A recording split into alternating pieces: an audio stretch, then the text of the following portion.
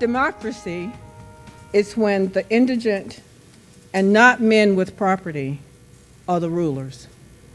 This statement goes back to Aristotle. So we know how long we have been grappling with the problem of money in politics. Good evening, and welcome to the Money in Politics Educational Forum. This is a public forum presented by the League of Women Voters of Orange County and Seminole County.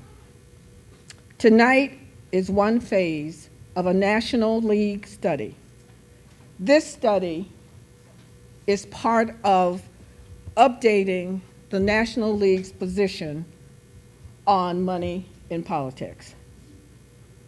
So I welcome you here tonight, and at the end of this forum, I'm sure that we will all have a better understanding of what is happening right now as far as money and what is happening in politics.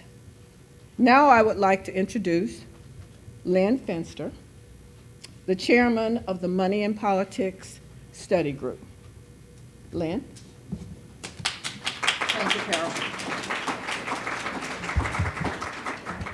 The National League's position on campaign finance dates back to the 1970s, so it's no wonder that we're having to do this update and review, particularly in the light of some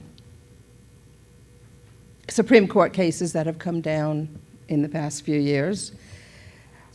This evening, we're going to start off with Dr. Terry Fine, who will provide an overview about money in politics via PowerPoint, after which Lauren Rowe will moderate a panel discussion between former State Representative Karen Castor-Dental, Dr. Rick Fogelsong, and Professor Michael Morley. Q&A about both presentations will immediately follow the panel. You all should have received cards when you came in and got your handouts. We would ask that you write your questions on the cards. We will have runners picking up the cards and handing out new cards throughout the evening. We also have a panel in the back made up of Ann Helmuth, Charlie Williams, and Bob Olson, who will review the cards, make sure there's no redundancy, and make sure that they can be read by Lauren. Dr. Terry Fine is professor of political science at UCF, where she also serves as associate director of the Lou Fry Institute and content specialist for the Florida Joint Center for Citizenship. Dr. Fine is active training teachers through the Florida Joint Center for Citizenship and the College Board Advancement Placement, U.S. Government and Politics program. She served as project director for the Civics Connection, a 19-module resource developed in partnership with the U.S. Association of Former Members of Congress and the College Board. She also currently serves as a supervisor of election clerk and a poll clerk in Orange County. Her primary research and teaching interests focus on American political participation and political communication. Dr. Fine?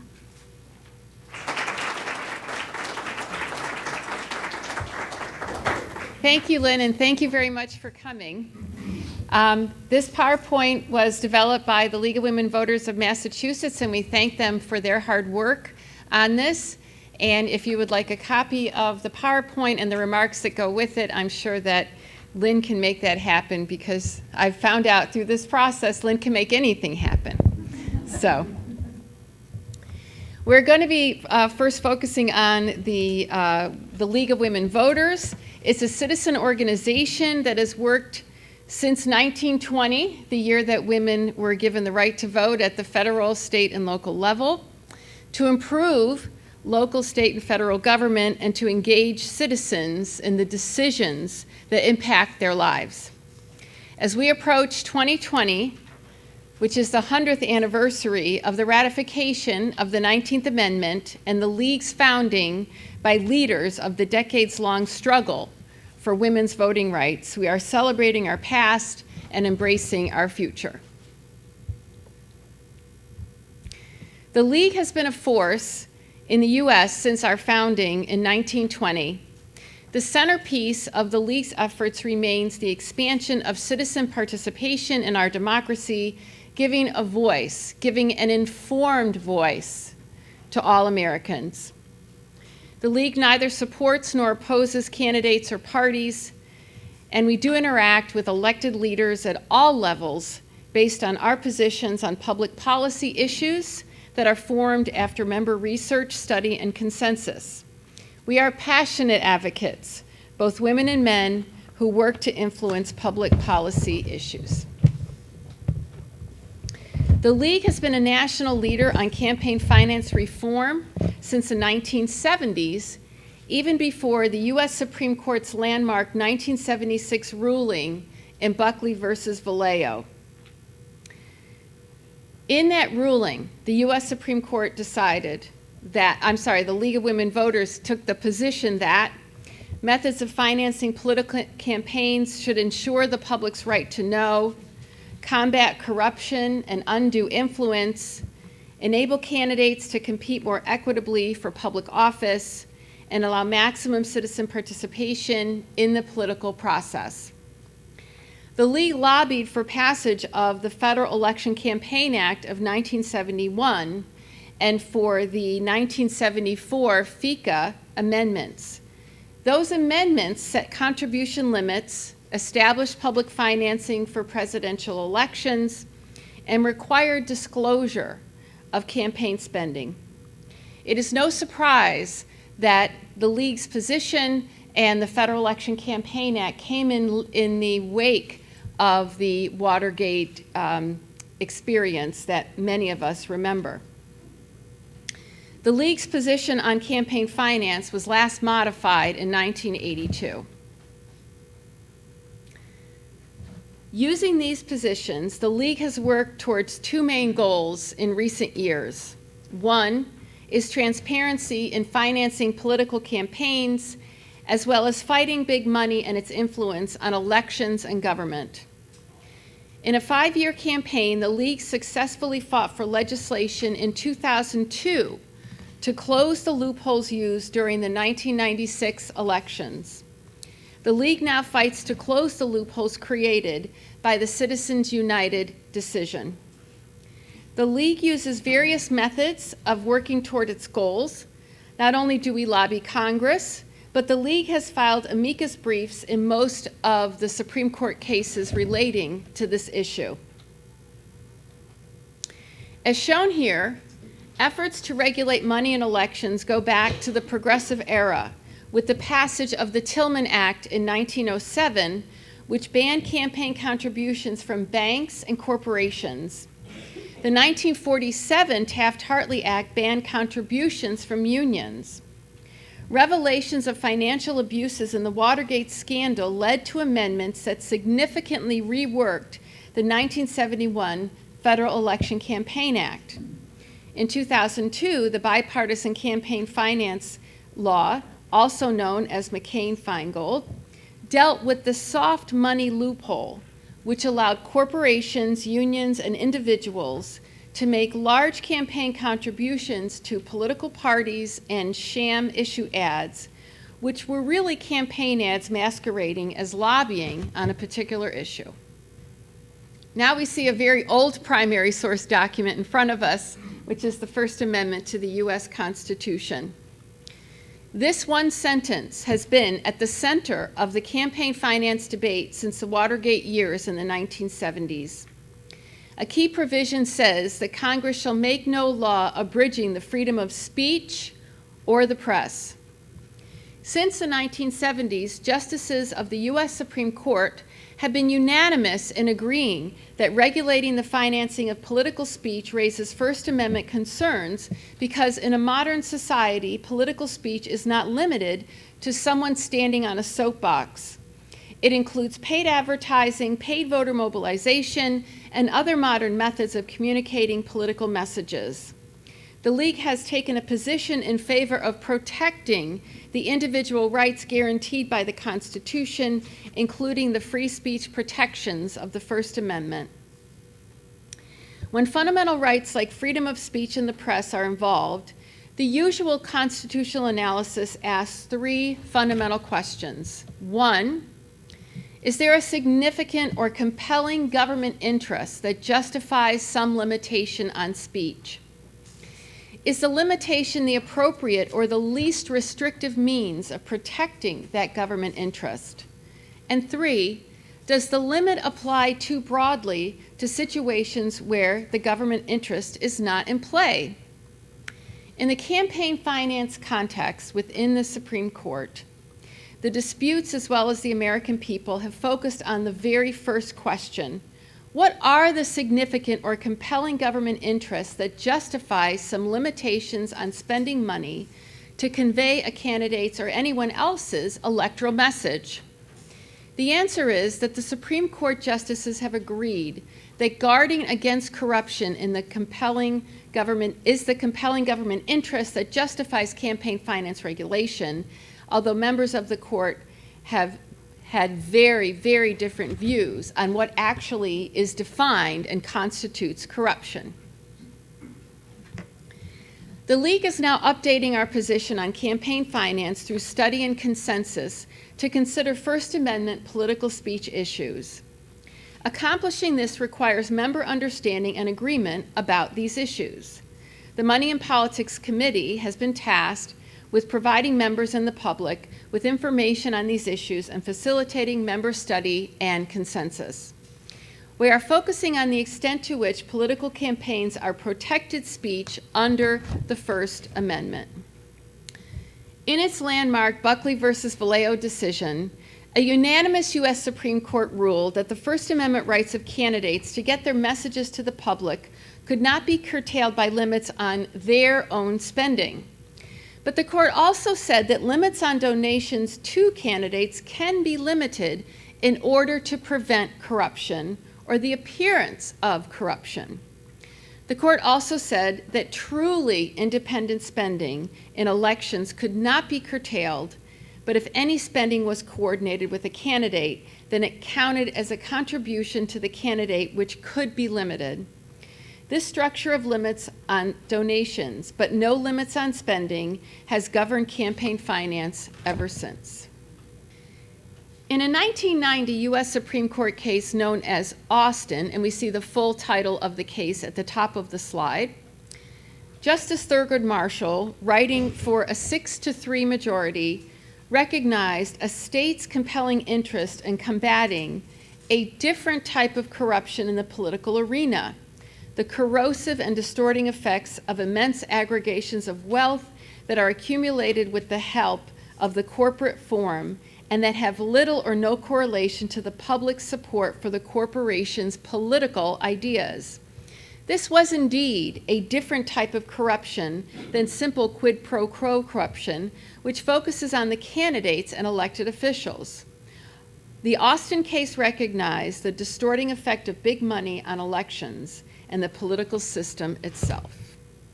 In Citizens United versus the Federal Election Commission, which was decided on January 21st, 2010, a very divided 5-4 U.S. Supreme Court held that all forms of corporations, including nonprofit organizations, trade associations, and for-profit multinational corporations, along with labor unions, have a First Amendment free speech right to make independent campaign expenditures just like individuals do.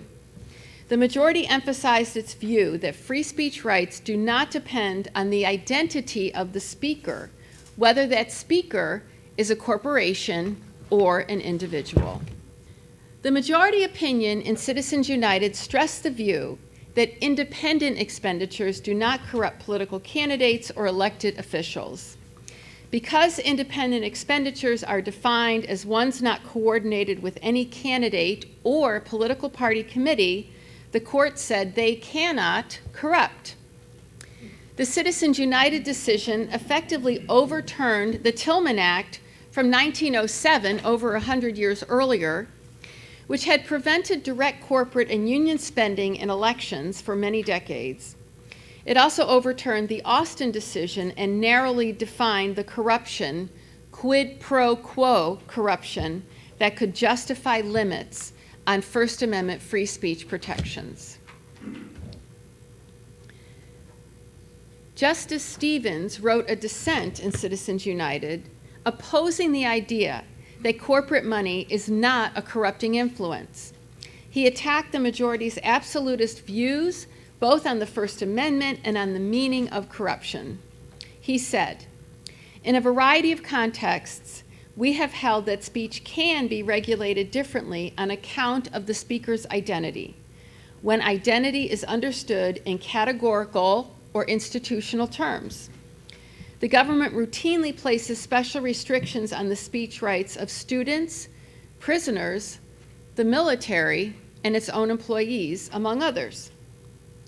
Stevens pointed out that before Citizens United, the court did not rest our holding on a narrow notion of quid pro quo corruption. Instead, we relied on the governmental interest in combating the unique forms of corruption threatened by corporations as recognized in Austin's anti-distortion rationale. He concluded, "While American democracy is imperfect, few outside the majority of this court would have thought its flaws included a dearth of corporate money in politics." The top square on this slide illustrates illegal quid pro quo in politics. The quid is the money, the quo is the candidate or elected official giving a favor in return for that money. In the context of political campaign finance, quid pro quo refers to the kind of corruption that justifies limits on First Amendment rights. The Supreme Court has been narrowing its definition of quid pro quo corruption so it is virtually the same as bribery. Thus, the court ignores the subtle influence or favored access granted to a large donor and rejects the idea that big money distorts the election process or reduces political equality. In addition to the court's emphasis on quid pro quo, the Citizens United decision also focused on so-called independent expenditures. The court says that independent expenditures cannot corrupt because supposedly they are not coordinated with a candidate or campaign. With no restrictions on independent expenditures, super PACs have stepped in to spend unlimited amounts in elections and to serve as vehicles for donors and candidates to bypass the contribution limits that apply to a candidate's campaign. And weak rules have allowed many kinds of coordination. A candidate can even raise money for a super PAC supporting his or her candidacy, so long as the candidate uses the right words to get around the law. So now, virtually every presidential candidate has a super PAC, and candidates at every level want one in order to compete. In 2014, the U.S. Supreme Court reached another divided 5-4 decision in McCutcheon versus FEC. The split among the justices was the same as that in Citizens United. Mr. McCutcheon, an Alabama businessman, gave the maximum campaign contribution to many candidates and to state and national party committees, but was prevented from giving more by the Federal Election Campaign Act's overall limitation on individual contributions. The court held that the overall limitation infringed on his free speech rights, and there was no quid pro quo with a particular candidate. Consequently, a donor can legally give the maximum amount to each and every candidate and state and national party committee, which could amount to millions of dollars. McCutcheon is not about independent expenditures because it refers to direct contributions to candidates and political parties. The majority justices dismissed the idea that widely distributed contributions among members of a political party could cause corruption. As can be seen in the quote on the slide, government regulation may not target the general gratitude a candidate may feel towards those who support him or his allies, or the political access such support may afford. In dissent, Justice Stephen Breyer wrote that McCutcheon, taken together with Citizens United, eviscerates our nation's campaign finance laws, leaving a remnant incapable of dealing with the grave problems of democratic legitimacy that those laws were intended to resolve. Writing for the four-person minority, he argued that corruption should be defined more broadly than merely quid pro quo, to include influence over or access to elected officials. The opinion pointed to the fundamental importance of protecting the integrity of the electoral process as a First Amendment value. Justice Breyer said that campaign finance regulations are rooted in the constitutional effort to create a democracy responsive to the people, a government where laws reflect the very thoughts, views, ideas, and sentiments, the expression of which the First Amendment protects. We should see these laws as seeking to strengthen rather than weaken the First Amendment. Now, there has always been a tension between the First Amendment right to speak about politics, political speech, and regulating the money used to communicate in modern society. Thus, there are many views about the relationship between speech and money in political campaigns. Buckley, Austin, Citizens United, and McCutcheon each changed the Supreme Court's jurisprudence regarding the role the First Amendment plays in campaign finance. As the court has more and more used the First Amendment as a sword against campaign finance regulation instead of a shield protecting the voices of all citizens in our democracy, the question of money and speech has become even more contentious. Historically, money has always been a part of the system. Here are some arguments in support of unlimited money in politics. First, money allows the funding of modern communications such as TV and the internet. Political communication informs voters. Government should not regulate political speech. Just because a candidate takes contributions does not mean that as an elected official they will take orders from that contributor, especially if it is independent spending. The funds simply flow to representatives who believe in the position of the group who is making the donation, thus reinforcing their own political perspective. Opponents of big money in elections argue that there is growing cynicism among the U.S. population based on the idea that democracy is now for sale. The large amounts of money spent on campaigns make Congress dependent on these dollars and responsive to their contributors and less likely to listen to the people whom the founders meant for Congress to represent. In a study at the University of California, Berkeley, for example, when someone seeking a meeting with a member of Congress was explicitly revealed to be a donor, he was 4 times as likely to get a meeting with the chief of staff and twice as likely to get a meeting with that member of Congress. The source for that is found on Vox.com, 40 charts that explain money in politics. In recent decisions, the Supreme Court has said that only the threat of quid pro quo corruption can justify limits on First Amendment freedoms. But the court has also said that disclosure does not threaten the First Amendment, so full disclosure can be required. Whatever the current Supreme Court may say, however, there are many reasons that might justify campaign finance regulations. So, for example, we see some of these reasons include combating corruption and undue influence to government through special access and special treatment, preventing distortion of the election process by big spending, enhancing political equality, enabling candidates to compete equitably for public office, reducing the time and effort that elected officials and candidates for public office expend on campaign fundraising, preventing office holders from pressuring donors for campaign funds, and ensuring through disclosure that voters have sufficient information to make their choices. Yet, it can get very complicated.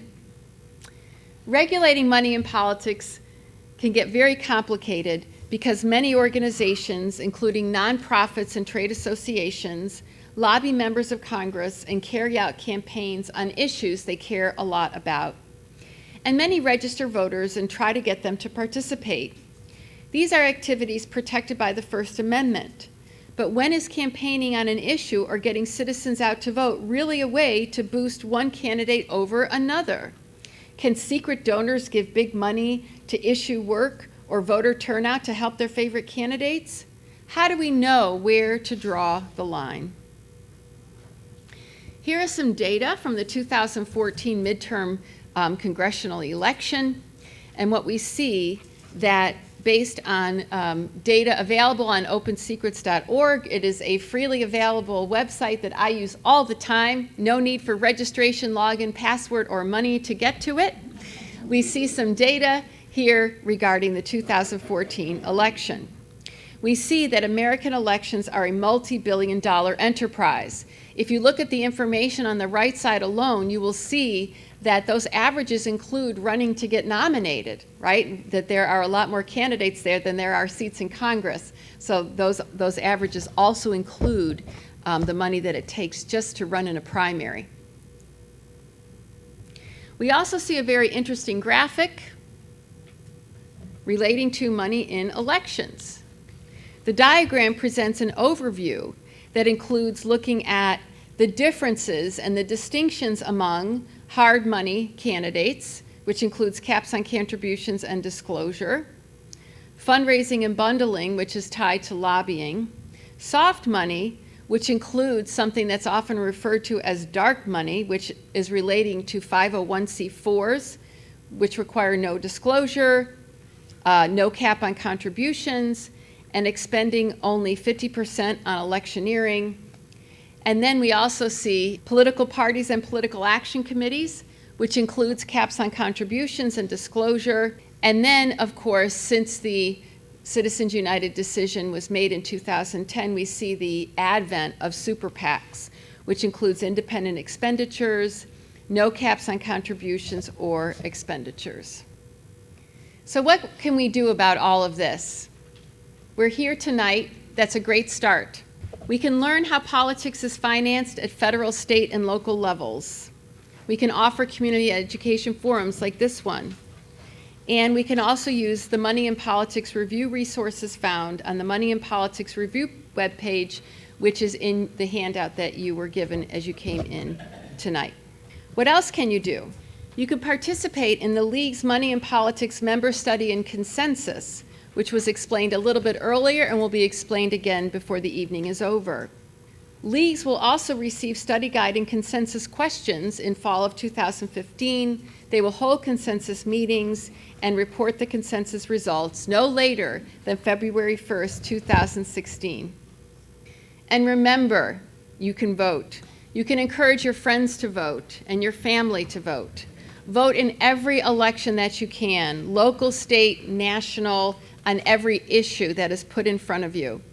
And let your representatives know where you stand on issues. Your vote is your voice, so make yourself heard. Come and join the effort and become a member of the League if you are not one already. And this last slide includes the individuals who put together this fantastic PowerPoint, and I appreciate your attention. Thank you.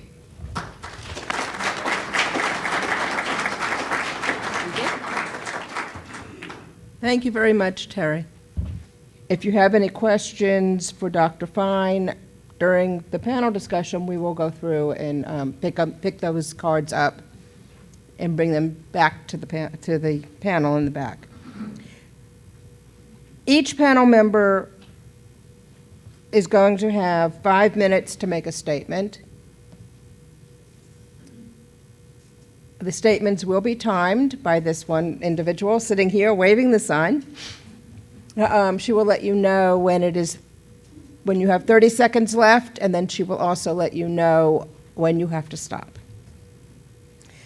Lauren Rowe will then ask some questions herself, and panelists will have 1 minute to respond, and she will again use the sign with 30 seconds and stop. And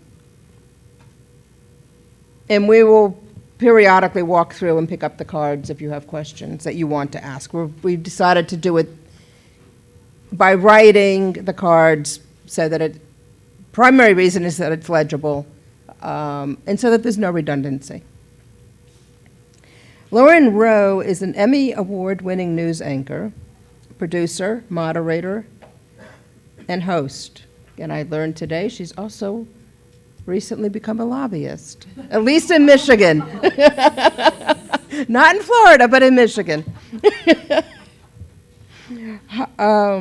Most recently, she was the video talent and correspondent for the grand opening events at Dr. Phillips Center, and field producer and reporter for Kennedy Space Center activities.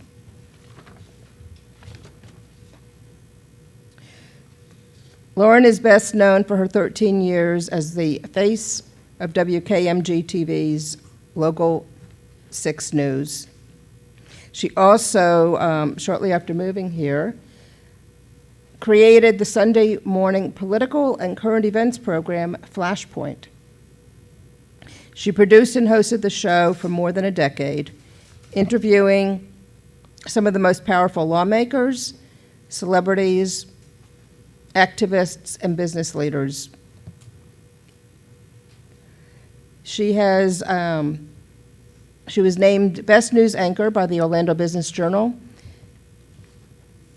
And in 2012, her journalism peers honored her with an Emmy for Best Anchor. Lauren? Yes. It is, you're up. Hello, hello, hello.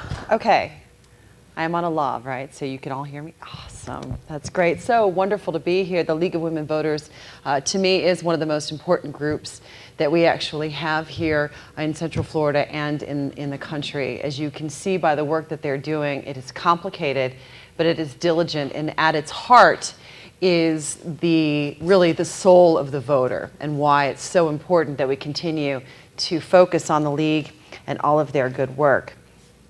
Before I bring up our guests, I just want to make a couple of comments on the research that I've been doing. You know, what is interesting about the things that we're going to talk about today, you're going to hear a lot about law. As you heard Dr. Fine very excellently, but briefly go over the history of this very complicated topic. What I'd like to get to tonight is not just the legal side of it, but the social, the moral, the philosophical implications of what this actually means. It was interesting, I love quotes, and I was going over some of the quotes that just have to do with money and politics, and one that struck us, and as Terry had mentioned, talking about our founders and what they had felt was important to the voter. John Adams. Government is instituted for the common good, for the protection, safety, prosperity, and happiness of the people, and not for profit, honor, or private interest of any one man, family, or class of men. Sounds like something John Adams would say. But I think what most people feel nowadays is a quote from Mark Twain. "We have the best government that money can buy." So the question tonight, I think when we get down to the bottom of it, is how Terry just ended the presentation. How can we galvanize the voter? How can we educate? How can we inspire? And how can we continue to get people to go to the polls and express their voice? So that, at least as the moderator tonight, will be my goal, to best educate and to help voters understand how they should feel and about this issue that, again, is very complicated. So let's bring on the experts, because these are the folks who are going to help us understand this topic more thoroughly. First of all, let's bring up Michael Morley. Michael Morley is from Berry Law. Yes, applause around. He is the assistant professor of law at the Barry University School of Law. He teaches remedies, election law, and contracts. He received his A.B. magna cum laude from Princeton University's Woodrow Wilson School of Public and International Affairs, and his J.D. from Yale Law School, where he served as the Yale Law Journal, served on the Yale Law Journal. Pardon me, I need some glasses. Professor Morley clerked for Judge Gerald Bard. Choflat. Thank you. Of the U.S. Court of Appeals for the 11th Circuit, worked as a commercial and appellate litigator in Washington, and served as special assistant to the General Counsel of the Army in the administration of President George Bush. He has represented candidates, voters, political parties, numerous constitutional election law cases, and was counsel of record for Sean McCutcheon in the U.S. Supreme Court case, the landmark First Amendment case, McCutcheon versus the FEC. Please welcome a professor from Barry University Law School, Michael Morley.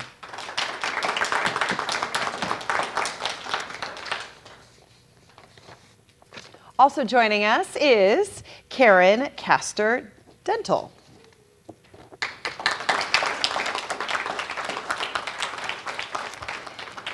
Karen was born and raised in Tampa, a product of public schools. She's very proud of that fact. She earned a degree in elementary education from Vanderbilt University. She later earned her master's from UNC Chapel Hill in literacy studies and her PhD from the University of Florida. She taught for 13 years in Florida's public schools.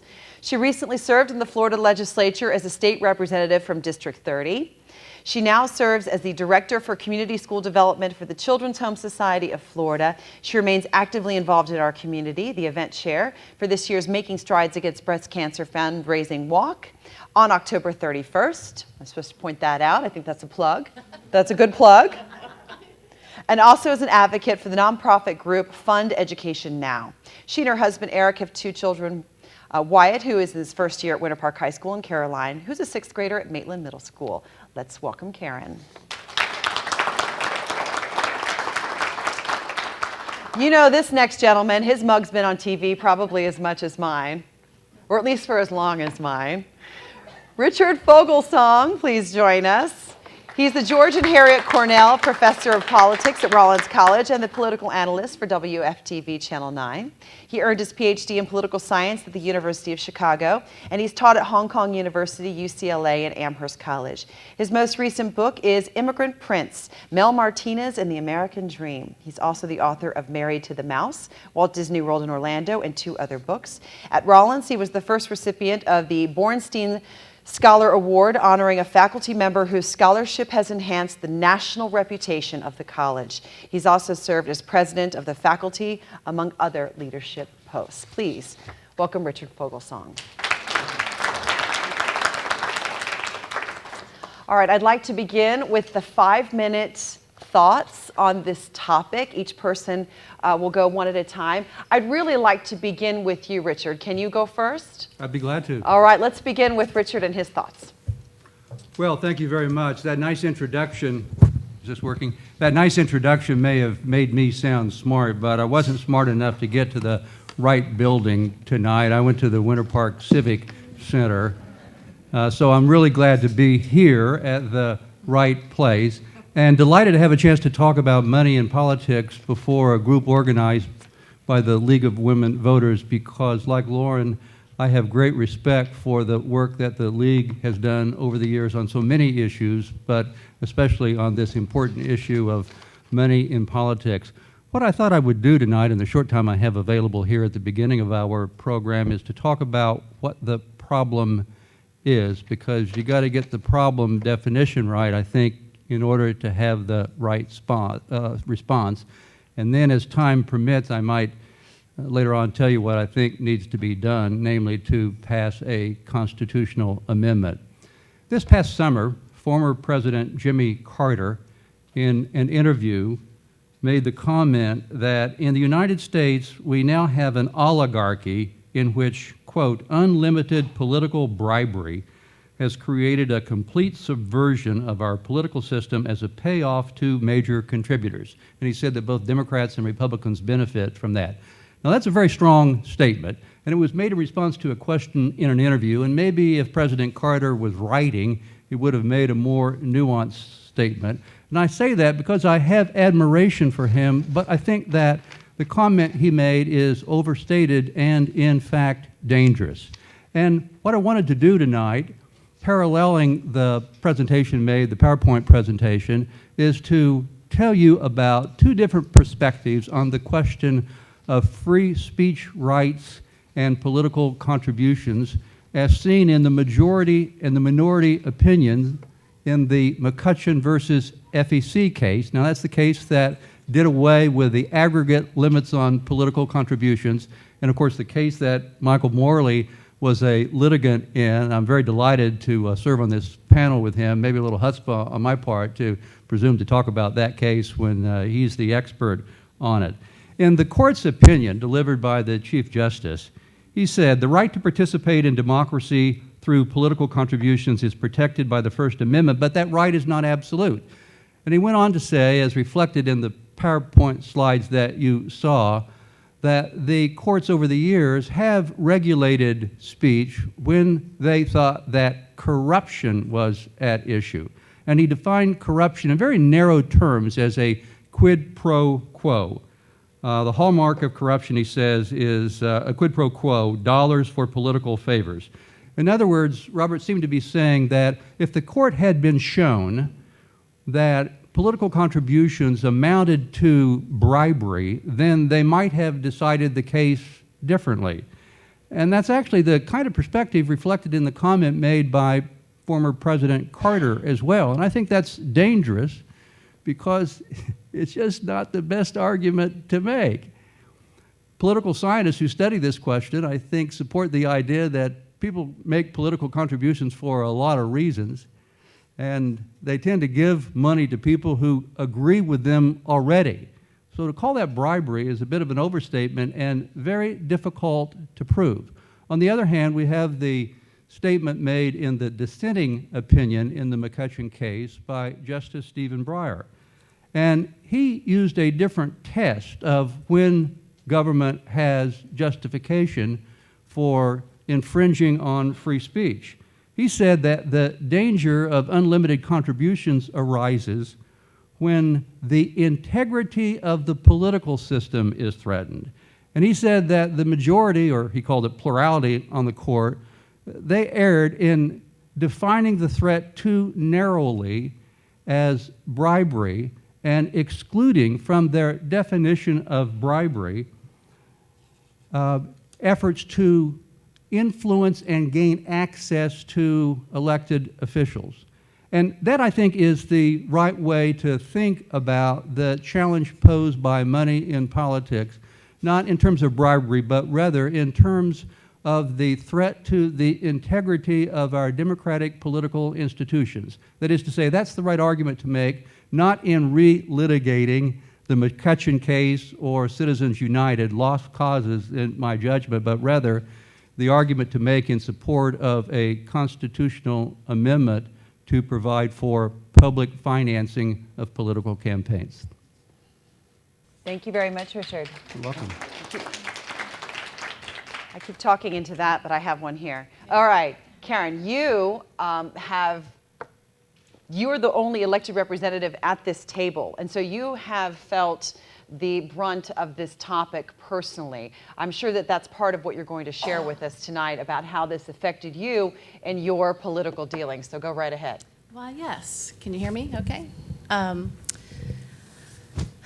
My experience running for the State House in a swing district made it high profile and made it expensive. A lot of my colleagues in the House who are in these safe Democrat or Republican districts really don't have to focus so much on raising money. And when I first ran the first time, I really was so idealistic, even though I've grown up in this world. I really just wanted to give a louder voice to teachers and students based on my experience in the classroom and how we are, if I can just make another plug, we are still going down the wrong road with our public schools. But that's what motivated me. And when I would go out and talk to groups and say, this is why I'm running, and I would appreciate your support. I really felt like when I asked for money, I was asking for the cause. And I thought money was coming because they also supported the cause. But it is so icky. It is so slimy. The whole process. You can put money, it really has little to do with what your opinions are. It's about, it's like gambling. Who do you think is going to win? Let's put our money on that person. Let's give some money to both candidates so that we look favorable to either one who wins. And it was more about, for some of the bigger donors, what favor they could offer me in hopes that I would look upon them in a favorable way. And you sense it, you feel it, and then when you are exposed to the people up in Tallahassee who want to get meetings with you, your lobbyists, and I call them people who are paid to be your friends. It's funny now that I'm not in office, how many of my friends aren't calling me anymore for lunch and cocktails. But before I committed to this, I was thinking about, well, where is the money in the politics? It's obvious that it's in campaign accounts. It's obvious that it's in individual accounts, your hard money. The soft money is such a game. It's such a shell game. You can put, or someone can put, $50,000 in one account for a candidate, and then at the last minute, another candidate goes, oh yeah, I'm putting money in that account too. And that money can be diverted. You don't know who gave you that money. You can't track it. And I remember even in the newspaper, people were saying, oh, look, this organization, this company is supporting Karen Castor Dental. I'm like, no, they're not. But I'm not going to say anything because I want them to, and it looks good. But no, that money didn't come my way. You cannot track it with these big PACs.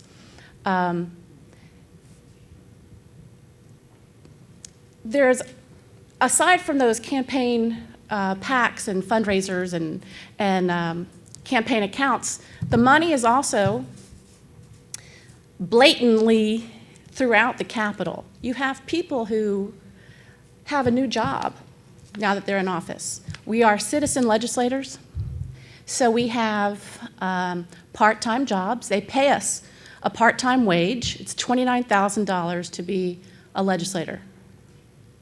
Not a lot of single moms can run for office. So they say, well, you'll make up the difference when you're back at home with your other job. Well, my other job was teaching, and you can't really teach when you're gone for committees and gone for session. So I didn't really have another job. This job took up all my time. This was a full-time job if you're going to do it right. Other people, however, do have other jobs. And their jobs they have a new title once they're elected. Now they are the president of a college that doesn't have a campus.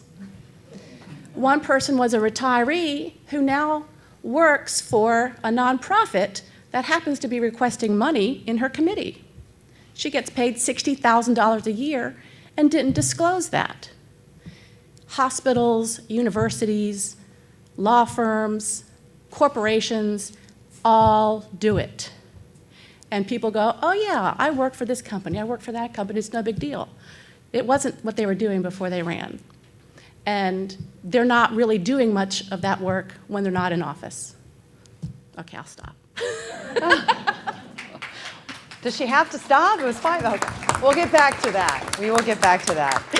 All right, Mr. Morley, I can't wait to hear what you have to say about this. You are the expert at the table. Where do we stand? In thinking about the issue of money in politics, I think that it's very helpful to try to distinguish among three separate things rather than lumping them all together. First, you have actual contributions, where you are actually writing a check, hopefully not handing a sack of cash, but writing a check to a candidate where that candidate receives the funds, that candidate is the person who decides how that money is spent. And as of right now, the Supreme Court has repeatedly upheld the constitutionality of what it calls base limits, limits on the amount that an individual can give to a candidate or to a political party. Separate from that, as the slideshow before had indicated, we have what are called independent expenditures, which is when you spend money on your own, not in conjunction with the candidate. The candidate isn't allowed to give you any feedback, any suggestions, no winks, no nudges, where you decide that you believe something or you support someone and you want to express yourself. You want to go out, you want to buy a bullhorn, you want to Xerox flyers, you want to send out mailers, maybe you want to run an advertisement, maybe you want to put up a website. That's an independent expenditure, and that is at the heart of the First Amendment. That is pure political speech. It involves the candidate, as I said, doesn't have any input or say into it. And so regulating contributions is one thing. Regulating the amount that you're actually turning over to a candidate, the Supreme Court has told us, yes, that raises First Amendment issues, but it's not at the heart of the First Amendment.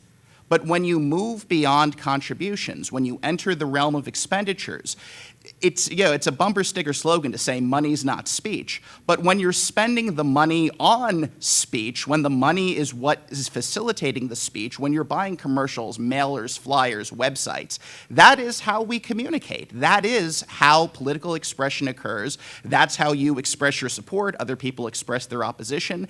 And so when you are talking about regulating expenditures, you are talking about regulating coarse political speech at the heart of the First Amendment, and that does raise entirely separate concerns.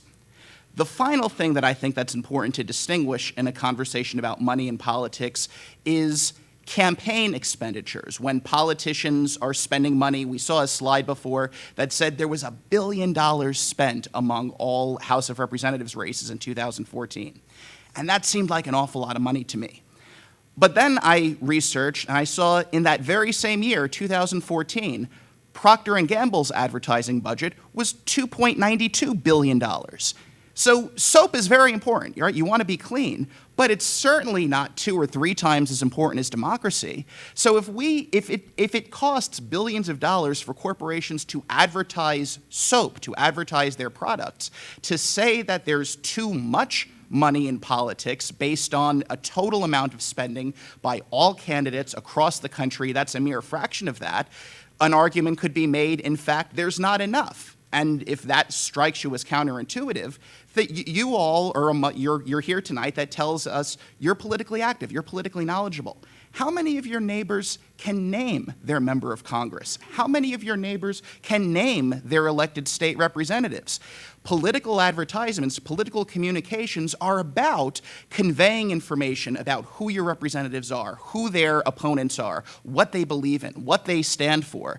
And there is no way, short of putting control entirely in the government, which would be antithetical to our country's history, to our First Amendment values, there is no way of facilitating that dialogue and facilitating that education without allowing candidates to raise money, without allowing independent expenditures to fund the ads so that hopefully people can grow more educated on these issues.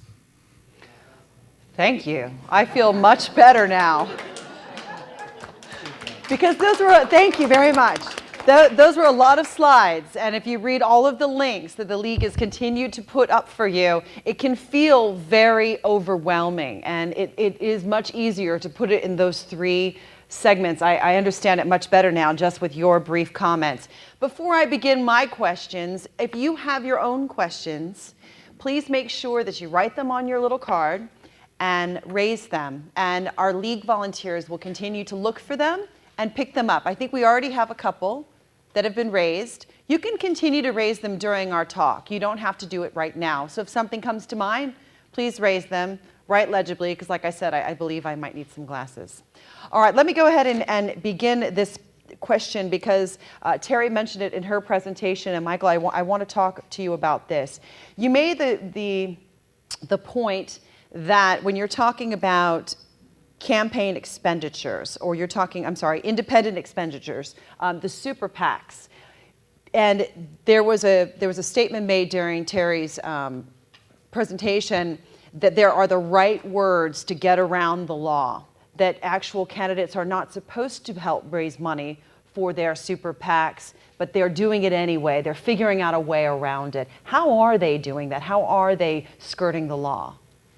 Well, I think another way of putting that is, how are they complying with the law as it's currently drafted? What the law, as I said before, there's a key distinction between contributions and independent expenditures. Well, what happens when there's an expenditure that's not independent, right? If a candidate whispers in your ear, you know, it'd really be helpful if you ran this ad, or I'm sure having trouble in this particular county, I need more advertisements in this county. Well, what the Supreme Court has said and what federal law tells us is that when a candidate coordinates, when a candidate gives any sort of direct or indirect influence or input over the contents of the communication, we don't count that as an independent expenditure anymore. It becomes a contribution. So super PACs are political committees that are only focused on independent expenditures. So if a candidate has any input into the advertisements or the communications that the super PAC is making, it risks losing its status as a super PAC. The commercials that it's running then, the flyers that it's mailing out, would be deemed contributions to the candidate and would be subject to the usual contribution limit. Okay, so when you say a candidate having direct influence over the message of the super PAC or the spending of the super PAC, what are we talking? Are we talking an email? Are we talking a phone conversation? Or are we talking about a conversation between a staffer and then one of their staffers and then down the line? And who's monitoring this, and is it even policeable? Well, there are very, very strict precautions that super PACs take in order to make sure that they don't come into contact with people from campaign staffs who might be giving them that type of suggestions or nudges or hints about what is or isn't helpful. So the definition of what constitutes coordination is, especially as defined by FEC regulations, is very broad, and it is fairly risky for what should be an independent expenditure to wind up getting treated as being coordinated. And so both sides tend to exercise an abundance of caution to make sure they don't talk about the contents of the communication, what would be helpful. It's not even just direct influence, it's even many methods that you might consider indirect feedback on the kinds of advertisements they need. Again, super PACs can't risk their status of making independent expenditures by having them be deemed coordinated by the candidate. So you'll often see them walling off the people who make those key decisions. Richard? Well, it's a good story that Michael tells, and if you look at the law, I understand why he says what he says. However, if you read press accounts, not always reliable, you see something kind of different. The press is not always reliable? Press, not news media, not television. I see, okay. Carly Fiorina, for example, widely reported in the past week or so that her super PAC is picking up the expenses for her town hall meetings. I'm talking about the catering, the coffee, the chairs, the table rental, and so forth. And now that is a very clairvoyant PAC. That they are able somehow, through telepathy, I guess, to know where her events are going to be and that nobody else ordered coffee and so forth.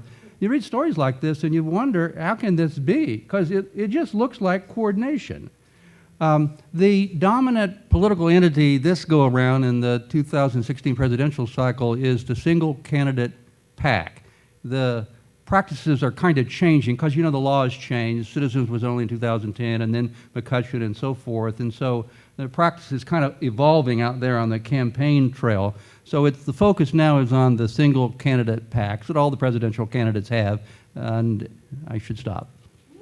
And then I guess you have to also look at it from another angle as well. You know, regardless of what the candidate actually thinks or believes, as Karen had mentioned, you know, these kingmakers can make the kings they want to make.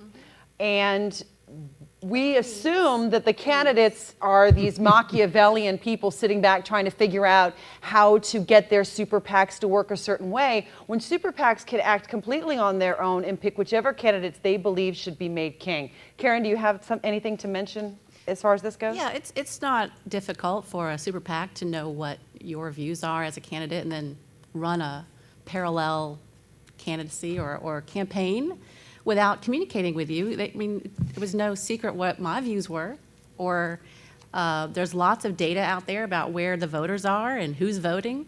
That's not proprietary information on my campaign. They all have it, so you don't really even need to coordinate. They can still spend freely without violating that law. So it's, and there is some coordination through campaign contractors.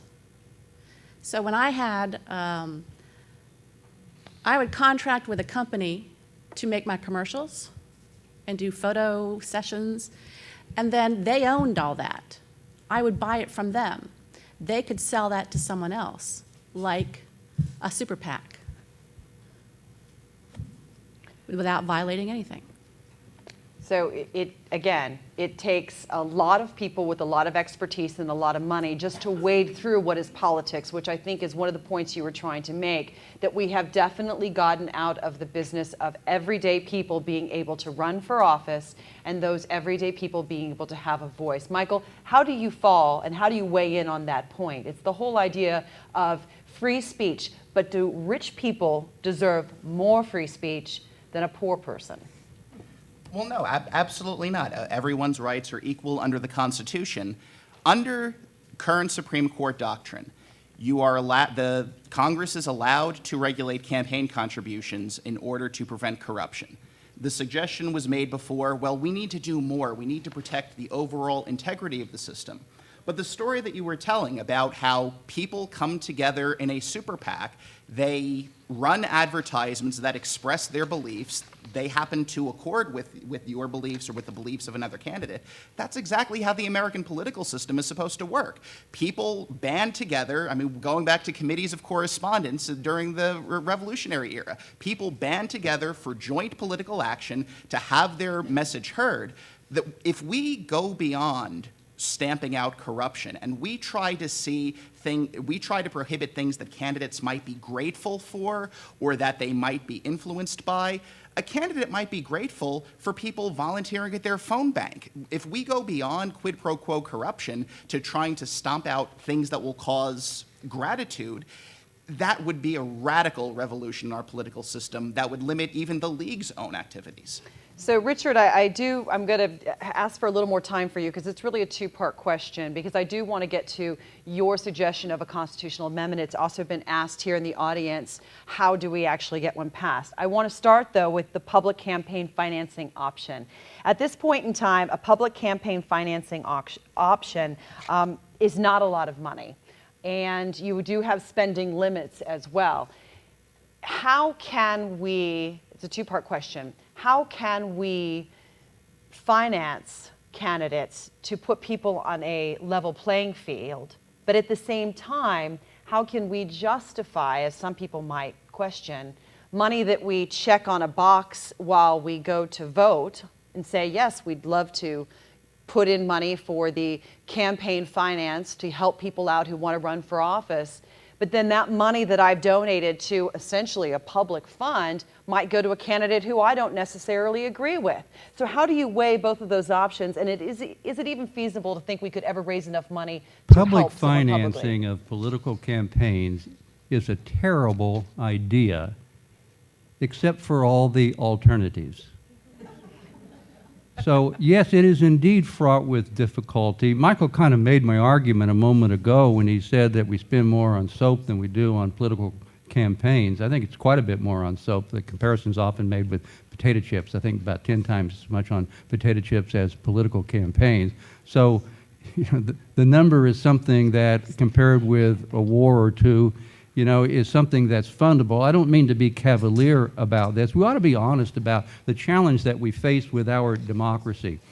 All democracies are matched with market economies. Not all market economies have democratic governments, but all democracies are matched with capitalist economies.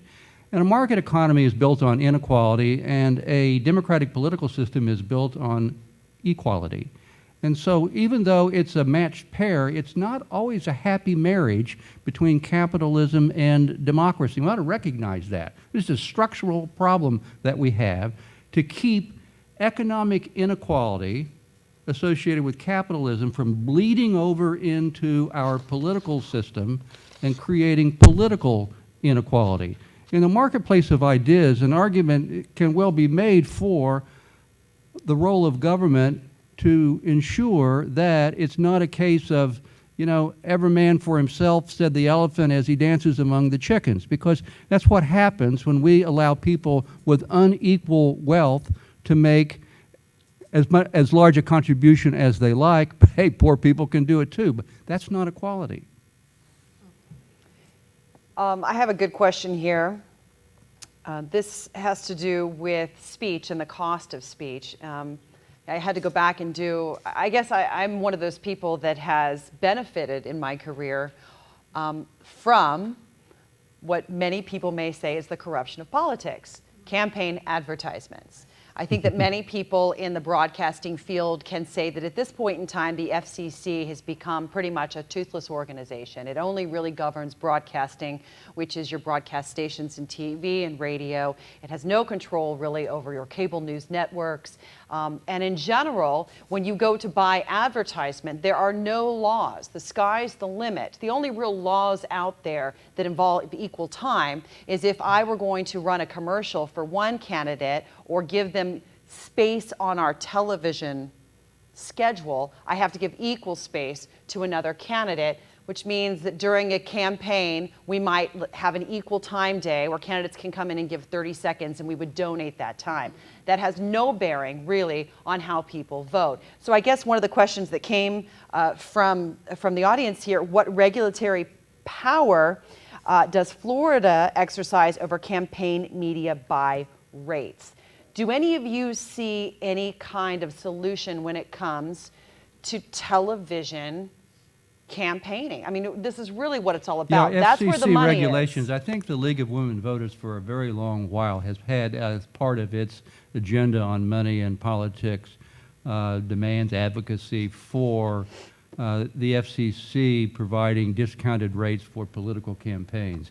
A big part of the high cost of political campaigning is the high cost of television. You know, the Tampa media market has more presidential campaign spending than any other media market in the country. Orlando's number 2. I get paid a modest amount by Channel 9 that is part of their profit from running political ads that I then critique. It's an interesting business model, but because there's a demand for that kind of advertising, it doesn't, critique an ad doesn't chase away the purchase of the ad. You wouldn't critique an ad for a car, an automobile, for example, but we do that with politics. So the airwaves are regulated. They are, at least in theory. The airwaves are owned by the public. And so you can make a case for FCC regulation to provide discounted time for political ads by the broadband carriers. But that's just the broadband carriers, and that would be at least helpful, I think, on a state level. But Karen, do you want to weigh in on this?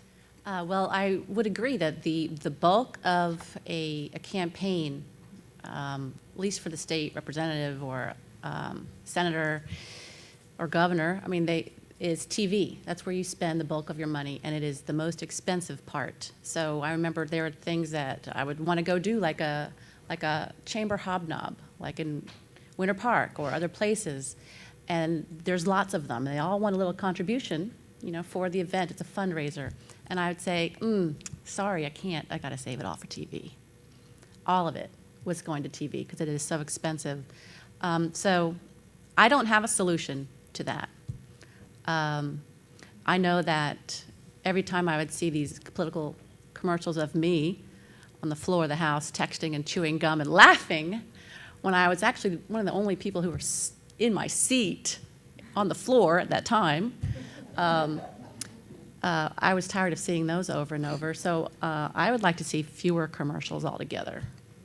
I don't think know how you everybody regulate that. would say amen to that, but again, some people make their living from it still, at least partially.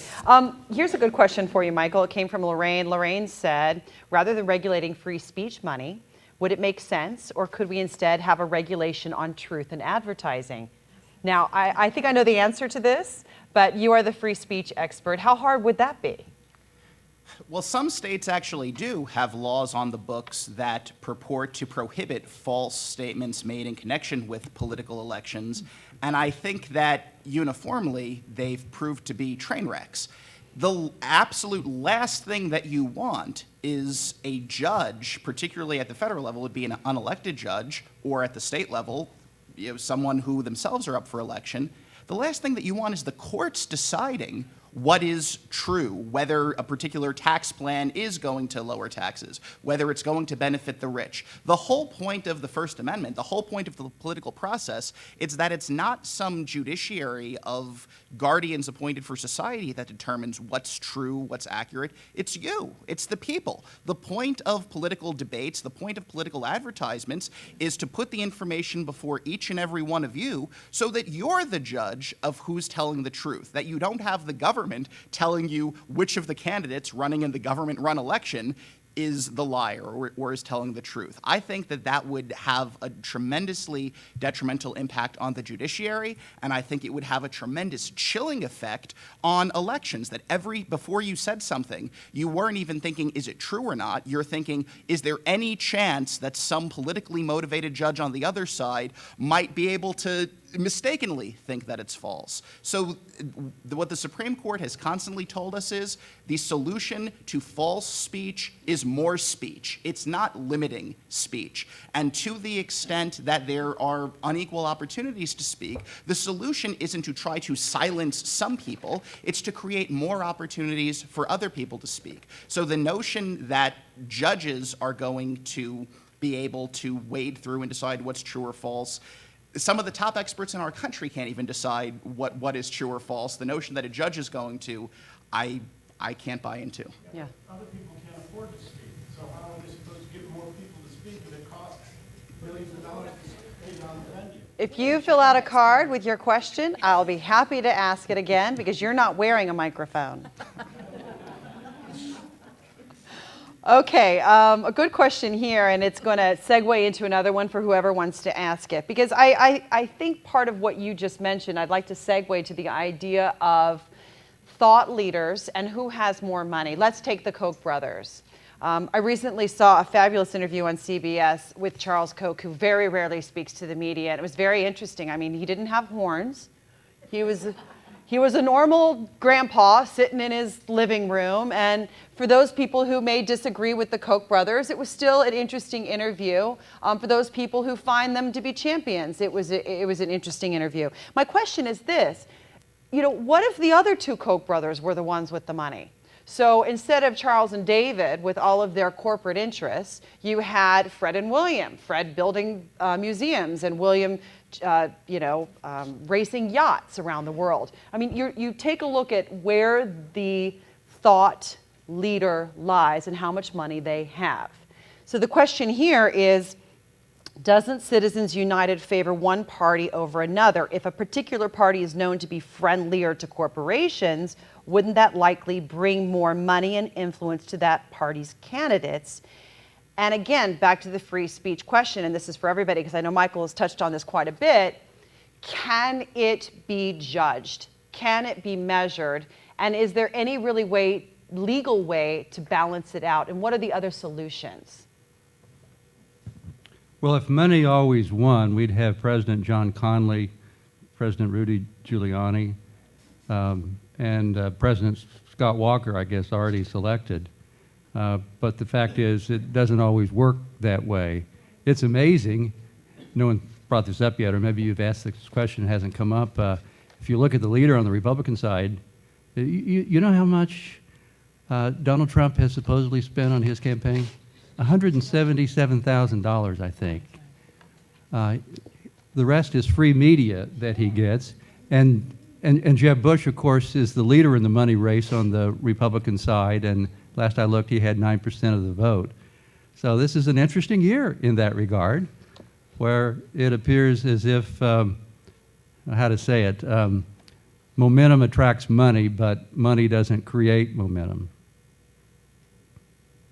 Karen, I may you not have- have answered responded It to your is. No, it question. is. I mean, I think that you can look, let's just take, for example, the internet, which is free, documentaries, which are free. Well, not to actually film them, but to distribute them, usually. You can use that platform. Ask SeaWorld how they're dealing with the killer whale problem that they have. I mean, that didn't have a bunch of money behind it, but it's caused a serious amount of of influence within that industry. So, Karen, do you have any solutions to weigh in on how people can actually have more influence without the money? Well, I thought about that too before I came here, and it's like two perfect storms. It's this amount of obscene money being spent. At the same time, we have such low voter turnout, and so many people who are, I wouldn't even say apathetic.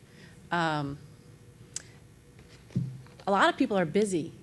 A lot of people are working 2 jobs. I'm working a part-time job and a mother of 2 kids, and I'm not a single mother, and I'm worn out at the end of the day. I do the best I can to keep up with what's going on in the country and in the state and in my little city of Maitland. And maybe we need to raise the minimum wage so that people can make an honest living with 1 job. They come home, they can participate in their community, be engaged. There are a lot of other factors at play than just apathy and why people aren't turning out to vote. So I don't know if you agree with my raising the minimum wage as a way to get more people involved, but just stick that in there. There was a question about who governs the rules and regulations. We know the FEC is one of those, but Michael, could you talk more specifically about that? And then could we segue into what states are doing? Because I know the League of Women Voters, and if you look at all of the information that they've put on their website, one of the areas that they have targeted is lobbying and legislation reform within states, feeling that actually most of us are more affected by what goes on in our individual state. We've already talked about Tampa and Orlando and being in the I-4 corridor. We certainly are in Florida. And that target and how that has actually made some strides in campaign finance reform. So can you please talk about whether it's really regulatable and what the state target strategy has to do with that? Well, the Federal Election Commission regulates, as its name implies, regulates federal elections. So people running for the House of Representatives, people running for Senate, people running for president, as well as super PACs and political committees that wish to make expenditures relating to those elections, all of that's regulated by the FEC. As far as state and local elections, those are regulated state by state on the state level. And what you see, if you look across the country, there's actually a wide diversity of ways in which different states have chosen to regulate their political systems. Some have followed the federal model and limit contributions, have reporting requirements, have their own effectively state equivalent of the Federal Election Campaign Act. Other states have gone a disclosure-only route, where they decided, again, rather than trying to figure out what's corrupting, what's not corrupting, they decide to empower the voters. They decide to empower the people. In those states, they say, we're not going to follow the federal model. You can spend what money you want, you can contribute what money you want, but you have to report it. You have to disclose it. If any time you make a contribution to a candidate, that has to be publicly recorded. You can go on the internet from the comfort of your own home at 11 o'clock at night, download the forms. And so, on the one hand, candidates can get as much money as they're able to raise, but on the other hand, they're going to pay a political price for it. Rather than having the state come in and set what the state determines is a categorical limit, candidates have to use their own best judgment. They have to decide, if I accept a $10,000 contribution from this company, is my opponent going to say I'm in their pocket? The media is certainly monitoring these disclosure reports, and so it's just a different system. Some states rely on sunshine as being the best disinfectant and trust the voters themselves to decide what's too much of a contribution or what's corrupting, whereas other states, as I had said, choose to follow the federal model. Anybody The else? problem with the FEC, if I may say so, is that it has an equal balance of Democrats and Republicans. What is it, 3 and 3 on the board of the commission? And that renders it incapable of responding effectively when abuse occurs or is alleged. And that's also a reason why I favor a constitutional amendment, not something easy to do. I know, because I don't think that federal elected officials in particular can provide the solution on this problem.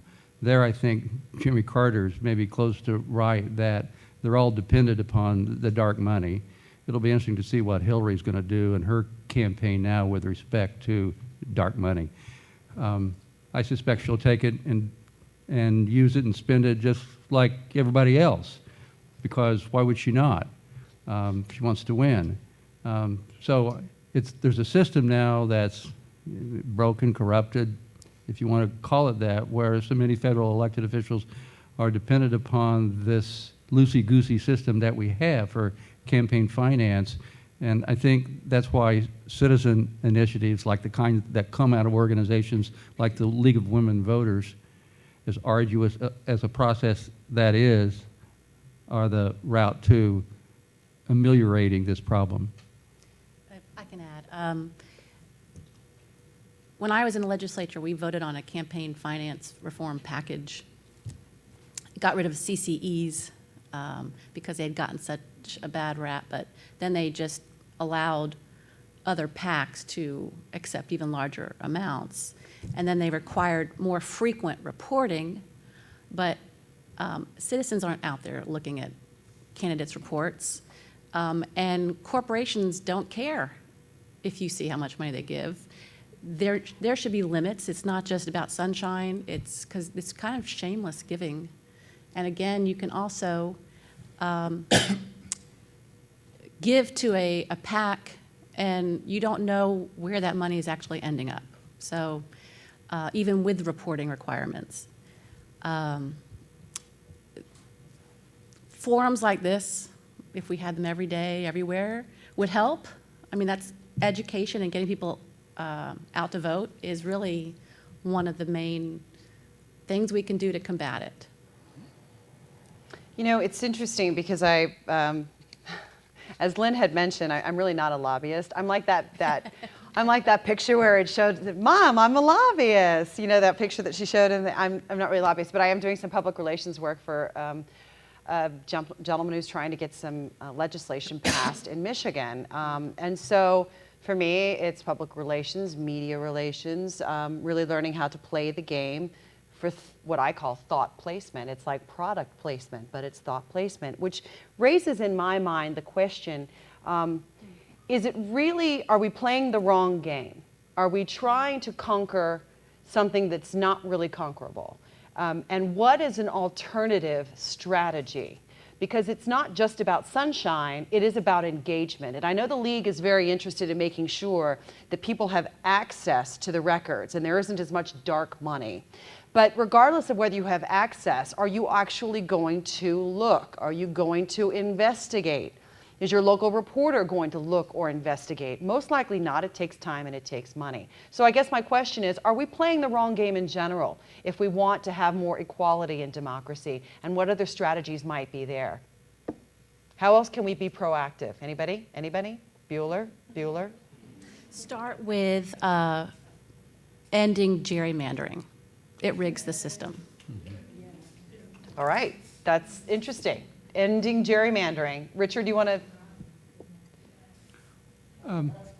To make the case that unregulated campaign spending undermines the integrity of our democratic institutions, and to make that case effectively, I think one needs to be able to demonstrate that there are issues that don't get discussed because of who's got the megaphone.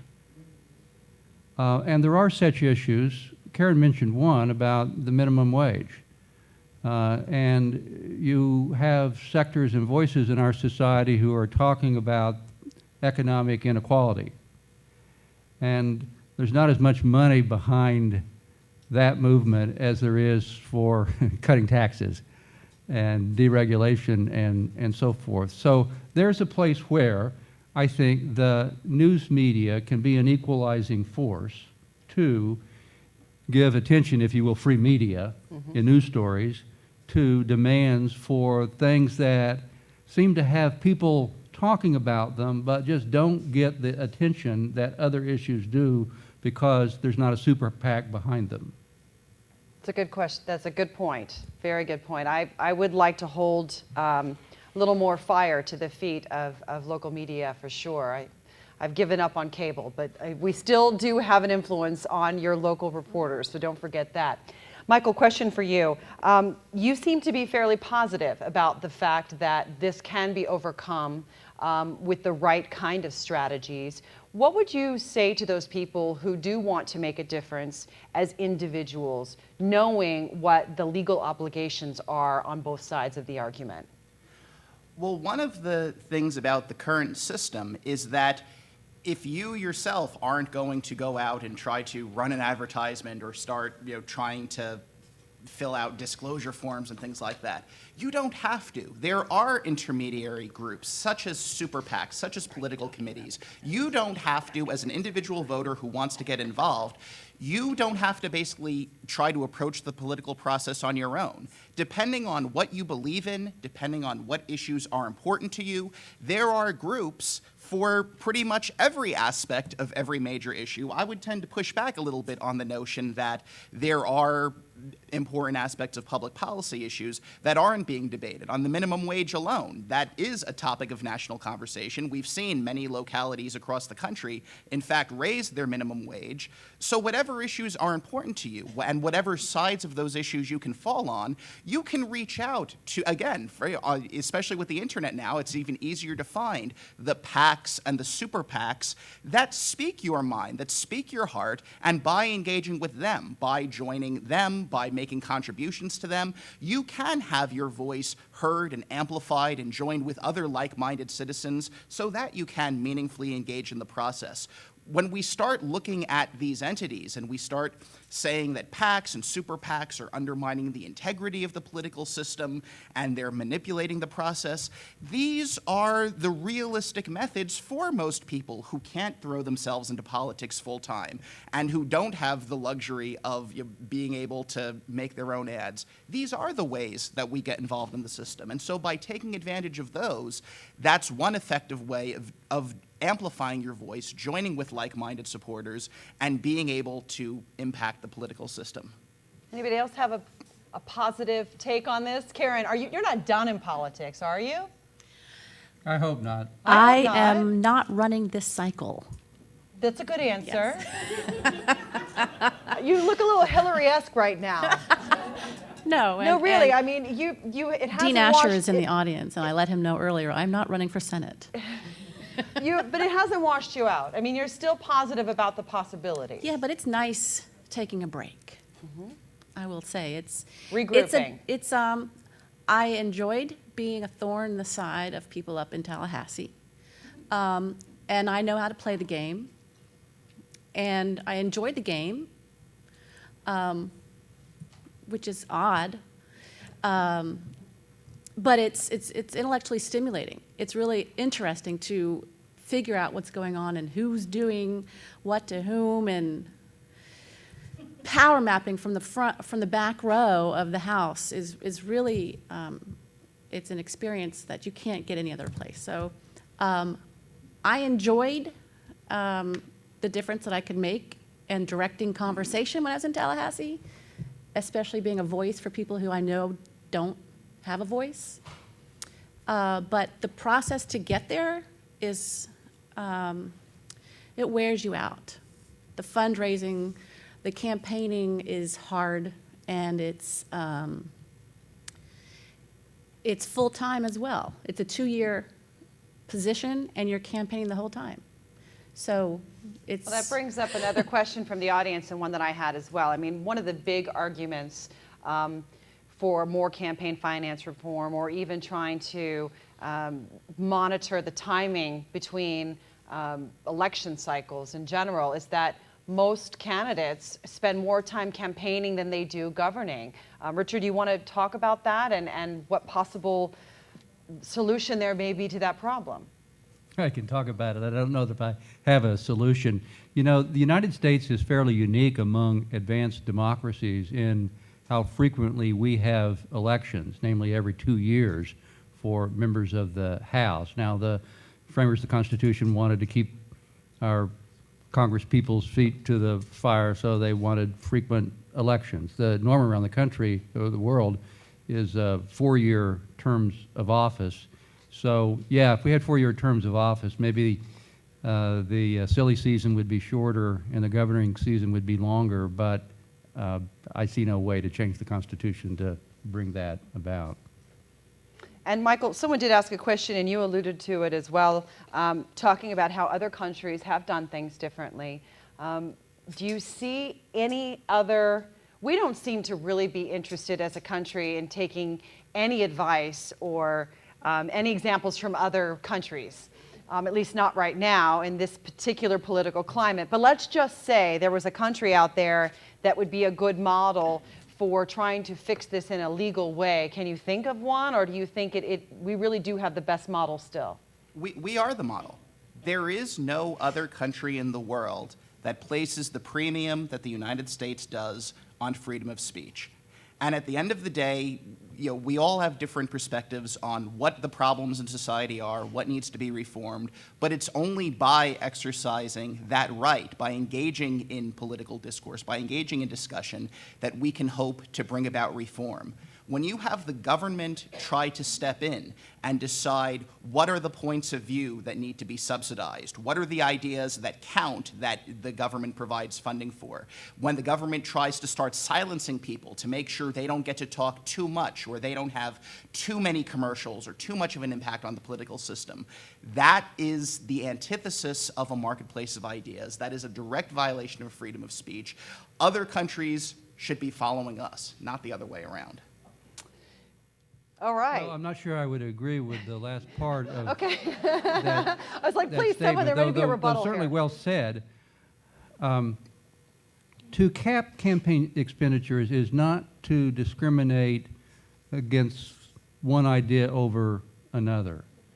It seems to me that recognizing that law is about discrimination in its nature. I mean, you discriminate against people when you say you can't murder other people, that's discrimination, but it's acceptable discrimination to say that, in the McCutcheon case, that there needs to be an aggregate limit on campaign contributions. That would apply to a liberal and a conservative, a Democrat and a Republican. So government is not choosing the good ideas there. It's a neutral way, it seems to me, to engage in regulation that I guess you could technically call regulation of speech. Okay, this will be the last word before I get on my soapbox. Karen, you have anything else to? Well, I would agree with Rick that it's a bipartisan problem. No one party owns this problem. It's basically rich versus poor, and It's not a new concept. it's not new. Right. But I agree there should be campaign limits, and we can be the best model of democracy in the world, but it doesn't mean that we can't strive to make it better. Thank you.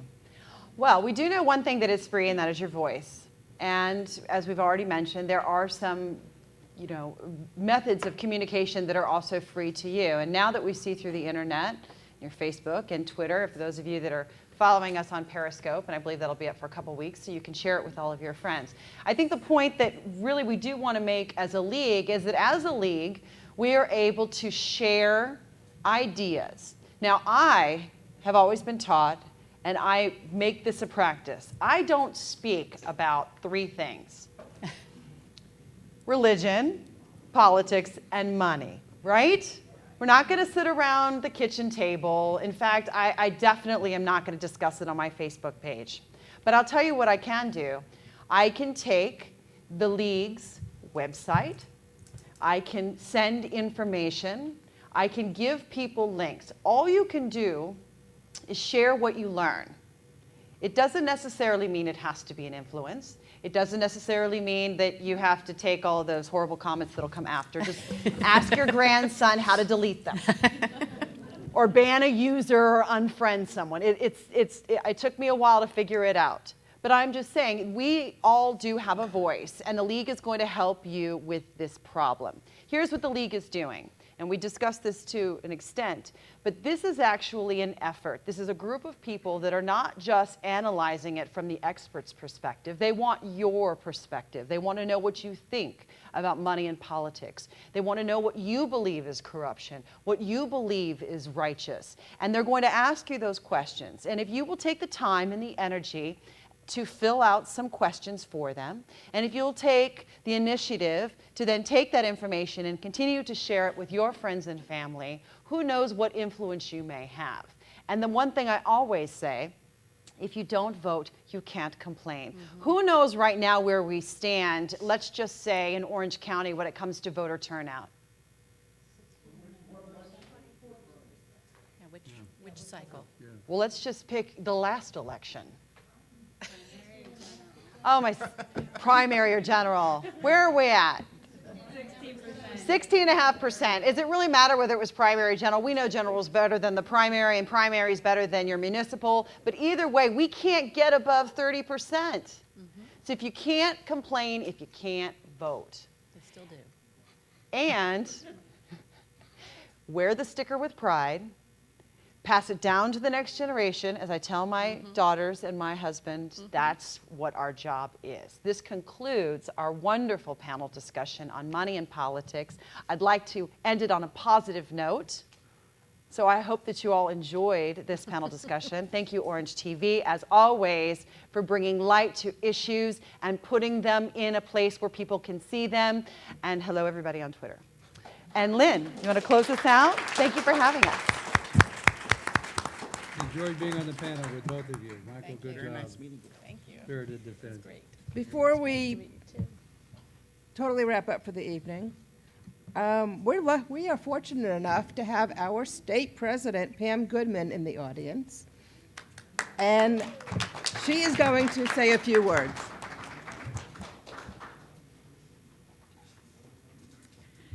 Thank you, Lynn. It is such a pleasure being here tonight. And what a great panel. Terry, thank you for starting off. What an excellent job you did as a moderator, Lenore. Thank you for all three of you. Richard, Karen, we need you back up in Tallahassee, and Michael. What I see as I travel around the state is the quality of programs like Orange County, which is our largest league in the state of Florida, presenting tonight. An outstanding, outstanding job. I thank all of you who are here tonight for giving up the time to do exactly as what we talked about, to learn about this subject, and even if you just go home and share it with one person, or do one little post on Facebook, or send one little email. Karen, you talked about gerrymandering, and the League of Women Voters of Florida is at almost the goalposts are in sight of a 76-year-long battle to end gerrymandering in the state of Florida. But we are almost there. And it's because of all of you. It's not because of the League of Women Voters alone. It's because the League of Women Voters started talking about it, and all of you started talking about it to your friends and your family and other people. And just as we are doing with redistricting, campaign finance reform, we can do the same, but it all starts with being educated. So thank you for being here tonight. Thank you, League of Women Voters. I'm so proud to be a member and with you here tonight. Thank you, and thank you again.